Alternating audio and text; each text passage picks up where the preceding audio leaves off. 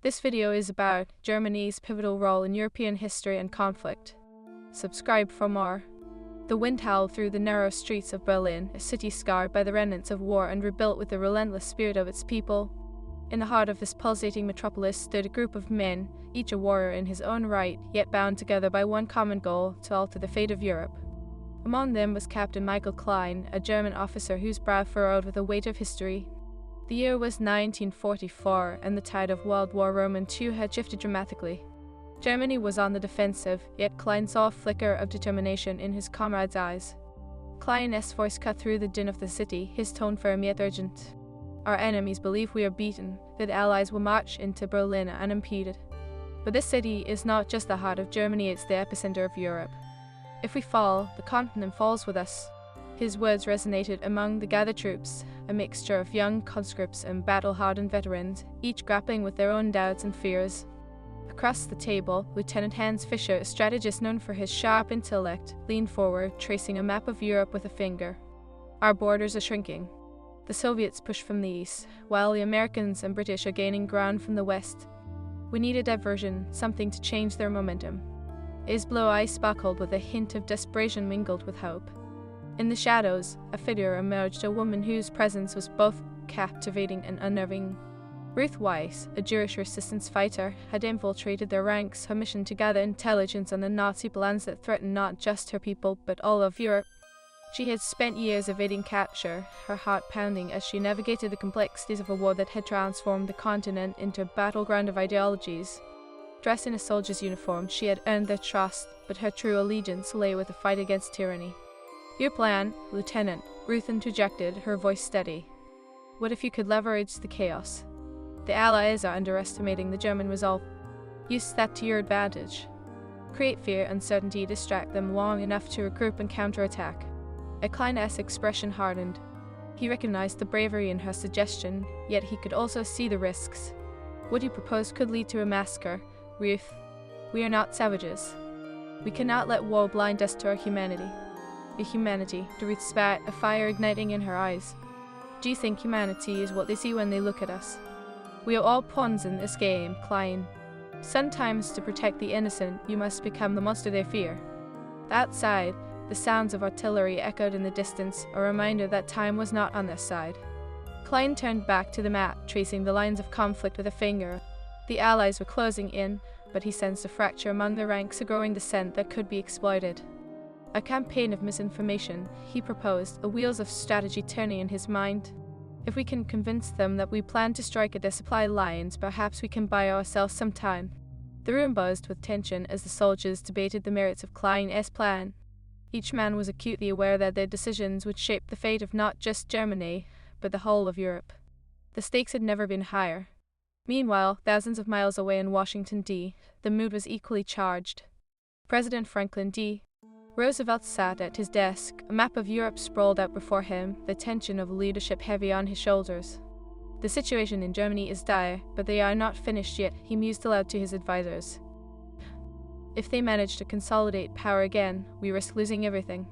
General Dwight D. Eisenhower leaned over the map, pointing to the Allies' positions. "We need to maintain pressure, Mr. President. If we can keep the Germans engaged on multiple fronts, we can prevent them from regrouping. The key is to strike fast and decisively." Roosevelt nodded, a glimmer of determination in his eyes. "The reports of Jewish fighters within Germany working against the regime. The good intelligence can be a game changer," Eisenhower replied. "If we can coordinate with them, perhaps we can facilitate a larger uprising within Germany. It could turn the tide in our favor." Back in Berlin, Ruth overheard whispers of a secret mission, an operation to aid the resistance fighters within the city. She felt her heart race. This was the opportunity she had been waiting for. If she could make contact with the Allies, she could provide vital information about their plans, but pulling off such a dangerous liaison would be riddled with peril. As the night wore on, the tension in the room thickened. Klein's plan was taking shape, and with every spoken word, the stakes grew higher. The speculative attack on Allied supply lines could hinge on the precision of their information and execution. In the underbelly of the city, the whispers of dissent grew louder as the last remnants of hope flickered in the hearts of the oppressed. Ruth stood at a crossroads. She could remain within the safety of the German ranks, or she could risk everything for the chance to shift the balance of power. With every passing moment, she became more resolved. The horrors of war had stripped her of innocence, but they had also forged her spirit into that of a warrior. Before the dawn broke, she would make her choice. As the clock struck midnight, the air crackled with anticipation, and the fate of Europe hung in the balance. Each character was poised on the brink of a decision that could change history. The initial spark of rebellion had been ignited, and the echoes of conflict were destined to resonate through the ages. The night deepened, and with it came a sense of foreboding. In a time of great uncertainty, alliances would shift and betrayals would unfold. The next days would determine not just the future of Germany but of the entire European continent.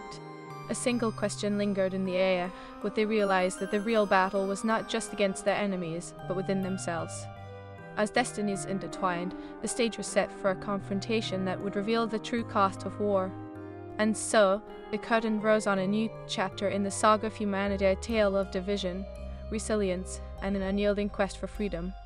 What choices would be made when the dawn broke, and what would be the cost of their decisions? Part 2 awaited, filled with revelations and the harrowing path of resistance against the dark forces threatening to engulf Europe. Dawn broke over Berlin, its light mingling with the smoke that still hung in the air. Captain Klein awoke with a palpable sense of urgency. The plan he had concocted the night before was a dangerous gamble, teetering on the edge of desperation. In the stark morning light, he gathered his thoughts and prepared to rally his comrades for the day ahead. As he stepped out into the streets, the remnants of war loomed large. Brick and mortar crumbled around him, a reminder that each structure held stories of loss and resilience. Klein's heart raced as he made his way to the command center. The soldiers were already assembling, their faces a mosaic of fear and determination. With every stride, he felt the weight of not just his men's lives, but the entirety of Europe resting upon their shoulders. Gather around, Klein called, his voice slicing through the morning air. The men turned toward him, their eyes filled with expectation. We are at a crossroads. Our enemies believe we are weakened, but we will show them otherwise. We will launch a series of misinformation campaigns to mislead the Allies and create chaos on their front lines. Lieutenant Fischer stepped forward, brow furrowing in concern. Captain, how do we ensure our messages reach them? The Allies are prepared for deception, and any misstep could be catastrophic. We will use the very infrastructure they rely on. Ruth chimed in, stepping from the shadows with a newfound confidence. Her voice was steady, each word carefully chosen. We can exploit their overconfidence against them. I have contacts within the resistance who can assist us in spreading our message far and wide. Klein studied her, recognizing the fire in her eyes. If we are to do this, we must be precise. One wrong move could lead to our undoing. He turned to the assembled soldiers. We cannot afford to fail. Lives depend on our success. The atmosphere crackled with a mix of dread and excitement as the soldiers nodded, resolving to follow their commander into the unknown. Ruth felt a surge of adrenaline. This was her chance to reclaim not only her people as dignity, but to forge a path toward liberation for all who suffered under tyranny. Across the Atlantic, in Washington, D., President Roosevelt and General Eisenhower were deep in strategy discussions. The pressure was mounting, and the weight of the world rested on their shoulders. Reports of German resistance were filtering in, and the urgency of the moment sharpened. We need to increase our support for the resistance, Roosevelt insisted, pointing to a map dotted with Allied positions. If they can disrupt German operations from within, we stand a better chance. Eisenhower nodded thoughtfully, his mind racing as he considered the implications. Coordinating with internal resistance is fraught with challenges. Timing will be critical. We cannot risk exposing them to German reprisals. I understand, but we must act decisively, Roosevelt replied, his voice firm. We cannot underestimate their resolve. They are the key to our success. Back in Berlin, Klein outlined the specifics of the misinformation campaign. With Ruth's insights and the input of his officers, they created a blueprint for deception. Their first act would be to leak false intelligence about a supposed counteroffensive in the West, aimed at Allied supply lines. As they moved through the city's hidden passages, Ruth felt the weight of her mission. Every step brought her closer to the confrontation she had long prepared for. She was just one among many, but she felt the burden of her people's expectations. They needed hope, and she was determined to deliver it. The sun rose higher as the team split into smaller groups, each with a specific task. Ruth led a small contingent toward the outskirts, where they could disseminate the misinformation without raising suspicion. As they approached a dilapidated warehouse, Ruth felt a stir of anxiety mixed with exhilaration. This was the moment that could ignite the flame of rebellion. With every whisper, every shared note, they wove a complex tapestry of deceit. The Allies would soon believe the German forces were amassing for a major offensive, drawing their attention away from the true intentions. As they worked, Ruth glanced at her comrades, all of whom shared the same glint of determination in their eyes. These were not just soldiers, but catalysts of change. Meanwhile, Klein and Fischer were strategizing their next move. The plan was set in motion, but they knew they had to act quickly as the Allies began to tighten their grip on the German defenses. Klein felt the urgency growing within him. "We can't just sit back and wait for them to respond," he urged. "We need to strike at their supply lines before they can regroup." Fischer considered this for a moment, then nodded. "If we launch a surprise attack, we might catch them off guard. Let us gather our best men and prepare for a nighttime raid." As evening descended, the Berlin sky glowed with hues of orange and red, a stark contrast to the shadows of uncertainty that loomed over the city. Ruth's heart raced with purpose as she and her team made their way back to the heart of Berlin. They had sent the misinformation, but now the real risk loomed ahead of the potential backlash from the German military still loyal to the regime. In the command center, the atmosphere was tense. Soldiers were preparing for the night operation, their faces masked with a mix of anxiety and determination. Klein rallied his men one last time, his voice steady and resolute. "Tonight, we fight not just for Germany. We fight for the future of Europe. This is our chance to turn the tide. We must show them that we will not be extinguished like a dying flame." The room erupted in fervent cheers, but Ruth felt a shadow creep over her heart. She knew the cost of failure. As they prepared to move out, she caught Klein's gaze. He seemed to sense her unease. "Stay close," he said quietly, the promise of solidarity woven into his words. As they ventured out into the darkening streets, the city took on an eerie silence, a calm before the storm. They moved stealthily, each member of the group acutely aware of the stakes. Ruth's thoughts drifted to the families waiting for freedom, their lives hanging on the precipice of their actions. As they approached their target, a supply depot that fed the advancing Allied troops, her pulse quickened. The men took their positions, a palpable tension hanging in the air. Klein's voice was a whisper, but every soldier felt its weight. "On my mark we strike." As they prepared to unleash chaos, the sound of distant gunfire crackled through the night. The Allies had begun their assault, and the pressure mounted. Ruth's heart raced. This was more than a raid, it was a last stand, a defiance against the tide of oppression. But it was also a moment of reckoning. With every heartbeat, Ruth understood that their fight was not just against the enemy, but against the very essence of despair that had gripped Europe. She took a deep breath, steeling her resolve for the battle that lay ahead. As Klein raised his hand, signaling the attack, the fate of not just Germany but all of Europe hung in the balance. Would they succeed in their audacious plan, or would the darkness of war consume them all? The night was alive with possibilities, and the next moments would define their legacy in the annals of history. With a thunderous roar, they charged into the fray, and as the clash of steel echoed in the air, one question loomed large: would this act of defiance ignite the spark needed to rally the oppressed, or would it be extinguished in the chaos of war? As the battle raged on, destinies would collide, and the very fabric of Europe would feel the tremors of their choices. The stage was set for a confrontation that could not only alter the course of history, but also reshape the destiny of nations. Part 3 awaited, where the cost of rebellion would become painfully clear as Klein signaled the charge, adrenaline coursed through the ranks of soldiers behind him. Ruth fell in step, her heart pounding fiercely in her chest as they surged toward the supply depot. The distant sounds of artillery reverberated through the night, but this was their moment, a chance to strike back and prove their resilience. The depot loomed ahead, cloaked in shadows. As they approached, the flickering lights from within painted haunting silhouettes against the night sky. Klein motioned for silence, and the group halted, crouching low among the rubble of a nearby building. Tension was palpable, each soldier's breath a reminder of the stakes at hand. "Ruth, you and your team will create a diversion," Klein instructed, locking eyes with her. "They draw their defenses away from the main entrance. We'll slip in through the west side." "I understood," Ruth replied, her voice resolute. She felt the weight of expectation, but also a fierce sense of purpose. This was where she belonged, at the forefront of change. With a nod, Ruth and her small team crept toward the rear of the depot, moving like shadows, silent and swift. Nearby, Klein and the rest readied themselves for the moment they would breach the enemy's stronghold. As Ruth neared the side of the building, she glanced back at Klein, who stood poised with his men, a beacon of leadership amidst the chaos. She couldn't help but admire his resolve, even as doubts crept into her mind. Would they be able to pull this off? Would this plan be the catalyst for a greater uprising, or a fatal error plunging them deeper into despair? The night air crackled with anticipation. Ruth signaled to her team, and they began throwing improvised explosives toward the front of the depot, firecrackers mixed with bits of metal designed to create noise and confusion. The moment the first explosion erupted, chaos ensued. Cries of alarm rang out, and guards rushed toward the sound, abandoning their posts. Beneath the cover of chaos, Klein sprang into motion, leading his men forward. They stormed the side entrance with conviction, the element of surprise on their side.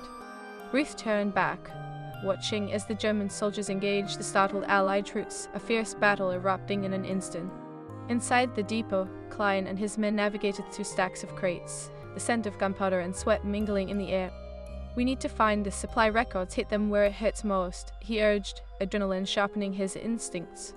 Lieutenant Fisher darted ahead, his keen eyes scanning for anything that could provide a strategic advantage. He shouted, pulling open a drawer filled with maps and supply logs. This information could set the Allies back significantly. As they gathered the crucial documents, Ruth's heart raced outside the building. The sound of gunfire and shots echoed, and the ground seemed to tremble beneath her. She held her breath, aware that a turning point was upon them. Would their actions galvanize the oppressed, or would they simply draw more ire from the regime? Suddenly, a burst of gunfire rang out, and Ruth ducked instinctively, adrenaline surging. One of her comrades fell beside her, a grim reminder of the cost of war. "We have to keep pushing," she shouted, rallying her remaining team members. "We can't let their sacrifice be in vain." They advanced toward the main entrance, dodging bullets and debris, their spirits ignited by a newfound determination. But the tide was shifting. The Allies, sensing the escalating chaos, were beginning to regroup. Ruth's heart sank as she saw more soldiers pouring into the fray, overwhelming her small team. Klein and his men emerged from the depot, clutching the critical documents, but they were confronted by a fierce counterattack. The night had become a battleground, and the stakes had never been higher. Klein shouted, "Form a defensive line. We must cover our retreat." Ruth, realizing the precariousness of their situation, turned to her comrades. "If we lose this moment, all will be lost." With her voice echoing above the din, they began to retreat, moving as quickly as possible while firing back at the advancing troops. But the realization dawned on them that this was not just a fight for survival, it was a fight for the very soul of a continent. As they navigated through the rubble-strewn streets, Klein's heart raced. He exchanged glances with Ruth, silently acknowledging the peril they faced. Each moment was a reminder of the uncertainty that loomed over them. Would they escape? Would their mission bear fruit? The streets were alive with the sounds of conflict screams, gunfire, and the crackling of flames that illuminated the darkness. Klein led them through alleyways and side streets, acutely aware that every second could mean life or death. Finally, they reached the safety of a hidden bunker, an old sewer entrance known only to the resistance. As they descended into the cool darkness, the adrenaline began to fade, giving way to exhaustion and dread. Inside, the atmosphere was tense as they gathered around a dimly lit table. Klein spread the documents before them, his brow furrowed in thought. "We have the information, but we've also drawn attention to ourselves. The Allies will be on high alert now." Ruth nodded, her voice steady despite the turmoil inside her. "We must make contact with the resistance networks and share this intelligence." "But at what cost?" Fisher interrupted, frustration evident in his voice. "We lost one of our own out there. Is this truly the path we want to take?" Klein's expression hardened. "We've already crossed that line. We can't look back now. Every life lost fuels our resolve. We need to be the voice of resistance, and we need to act quickly." As discussions erupted around the table, Ruth's mind raced. She could feel the weight of expectations piling upon her shoulders. This was no longer a war fought solely within Germany, it was a battle for Europe's future. She thought of the families who had suffered, the innocents caught in the crossfire. Suddenly, the dim light flickered, prompting a wave of unease to wash over the group. Moments later, the door burst open, and an armed unit stormed in. The sound of gunfire erupted again, chaos unfolding in an instant. Klein shouted, drawing his sidearm as soldiers scrambled for cover. Ruth felt the air rush from her lungs, the desperation of the situation bore down on her. There was no way out. As the enemy closed in, Klein's voice rang through the chaos, a rallying cry. "We will not go quietly into the night. Fight for what is right." Ruth, emboldened by his words, glanced at her comrades, who were already rising to the occasion, weapons drawn. They knew this could be their last stand, but they would not be silenced. In one last desperate push, Ruth aimed her weapon and fired, her heart pounding with defiance. This was their fight, their moment to reshape history, and they would face it together. Outside, the air buzzed with tension as the struggle raged on. The battle for Europe was far from over, and as the echoes of conflict reverberated through the night, one question emerged with haunting clarity: would they rise from the ashes of despair, or would they be consumed by the very darkness they fought against? With a fierce resolve igniting within her, Ruth understood that they were standing at the precipice of destiny. Fate of not just Germany but all of Europe hung in the balance, and the dawn of reckoning was swiftly approaching. As the gunfire erupted around them, she braced herself for the fight of their lives, a way that history was watching, and the next moments would determine the course of their rebellion. And in that moment, amidst the chaos, the stage was set for a final confrontation that would shape the future of nations and redefine what it meant to be free. Part 4 awaited, where the full weight of their choices would culminate in a battle for hope and the enduring spirit of humanity. The gunfire echoed through the old Stuart entrance as Klein and his men took cover, hearts racing in the face of imminent danger. Ruth was determined to stand her ground, the fire of rebellion igniting her spirit amidst the chaos. The armed unit that had stormed in was relentless, each soldier a representation of the regime they fought against, the force that sought to crush any glimmer of resistance. "Hold your fire," Klein shouted as he waved his arm, signaling his men to conserve ammunition. They needed to fight smart, not just hard. Ruth glanced at him, her heart swelling with admiration. His leadership was a beacon in this storm of uncertainty. "Fall back," one of the soldiers bellowed. "We need to find another way out." But Ruth shook her head. "We stand and fight. This is our moment." The eyes of her comrades flickered with doubt, but Ruth felt the weight of her determination settle over them. There was a purpose in their struggle, a reason to resist that transcended their immediate fears. Klein nodded slowly, recognizing the resolve in Ruth's voice. "All right then, we stand together, form a line." As they rallied, the enemy surged forward, weapons raised. Klein and his soldiers returned fire, bullets slicing through the air as they fought to hold their ground. Ruth felt a surge of adrenaline as she squeezed the trigger, each shot fire dispelling the shadows of despair. Memories of her family, of lives lost to tyranny, fueled her resolve. "Push them back," Klein shouted, his voice a rallying cry that resonated through their ranks. The fight escalated into a brutal clash of wills. Ruth ducked behind a crate, her heart pounding as she reloaded. The screams and shouts of battle surrounded her, but there was an electric current of hope too, an acknowledgement that they were fighting for more than survival. They were fighting for a future where freedom could flourish once again across Europe. Outside, the faint sounds of artillery from the Allied forces grew louder, a reminder that they were not alone in this fight. Klein caught a glimpse of the changing tide as he exchanged fire with the enemy. He knew that if they could hold out long enough, the Allies might be able to push through the defenses surrounding Berlin. He called, gesturing toward the back exit. She shook her head, unwilling to abandon their position. "Not yet. We can leave until we've secured this intel. This could be our chance to turn the tide." Klein's eyes bore into hers, the weight of leadership evident on his face. "If we stay here much longer, we'll be trapped. We can take the intel with us and regroup. We need to think strategically." Ruth took a deep breath, weighing her options. She understood the urgency, but the thought of leaving the information behind felt like abandoning their cause. In that moment, the door to the bunker exploded inward, sending debris flying. Klein shouted, instinctively pulling Ruth to the ground as gunfire erupted once more. The enemy had breached their last line of defense. "Retreat," he roared, the urgency in his voice piercing through the clamor of battle. With no time to waste, they fell back toward the exit. Klein grabbed the documents, stuffing them into a satchel slung across his shoulder. "Everyone out." They scrambled through the narrow corridors, adrenaline propelling them forward as the sound of gunfire chased them like a dark spectre. Ruth's mind raced. How long could they hold out? Would their sacrifice be in vain, or would it inspire the oppressed across Europe to rise against their oppressors? As they burst into the cold night air, the chaos of the battlefield unfolded around them. Klein and Ruth led their comrades through the winding streets, the glow of distant artillery lighting their way. The sounds of conflict roared behind them, but they pressed on, hearts pounding with determination. One of the soldiers yelled, pointing to a nearby alley. They ducked into the shadows, panting as they made their way toward a rendezvous point Ruth had scouted earlier.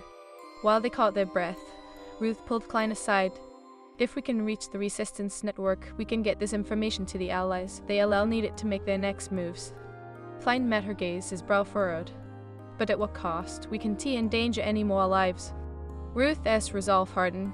We have to trust that this information can rally people. If we remain silent, we read just as complicit as those who perpetrate this violence. Klein felt the weight of her words resonate deep within him. Ruth had fought for her people as survival, and now she was fighting for a future where no one would have to live in fear.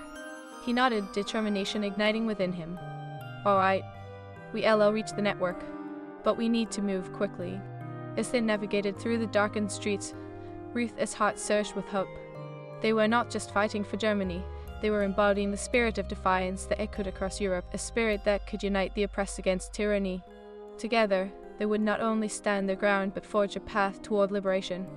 The night deepened, and as they approached the safe house, Ruth's heart raced with anticipation. Would the resistance be ready to act on intelligence they carried? Would they find the allies they desperately needed in this fight for freedom? They reached the door of the safe house, the atmosphere thick with tension. Klein knocked, and after a moment that felt like an eternity, the door creaked open. Inside, a group of resistance fighters awaited, their expressions shifting from curiosity to shock as they took in the weary, battle-hardened faces of Klein and Ruth. "We've got vital information," Ruth declared, her voice cutting through the air. "Information," one of the leaders responded, his eyes narrowing. "What do you have?" Klein stepped forward, pulling the documents from his satchel. "Supply routes, troop movements, everything the Allies need to know to strike back. We must coordinate, or this will all be for nothing." As Ruth and Klein outlined their findings, the atmosphere shifted from shock to determination.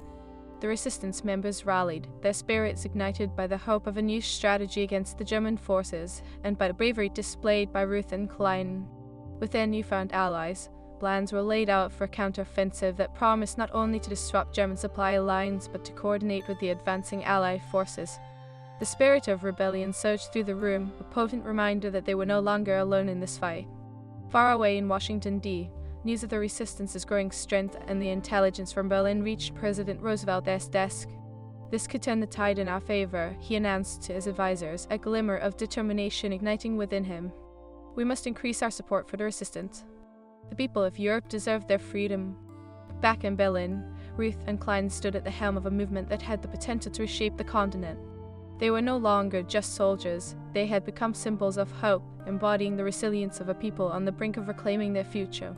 As dawn broke over the horizon, casting light upon the battered streets of Berlin, Ruth felt an overwhelming sense of purpose. The darkness of despair was not vanquished, but the flicker of hope was undeniable.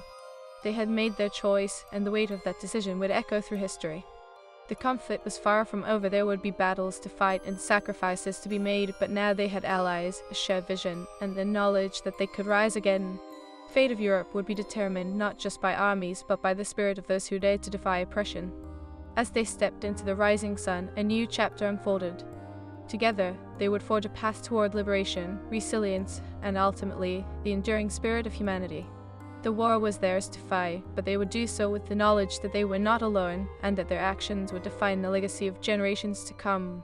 In their hearts, they carried the promise of a future free from tyranny, a future where the echoes of war would be replaced by the sounds of unity and peace.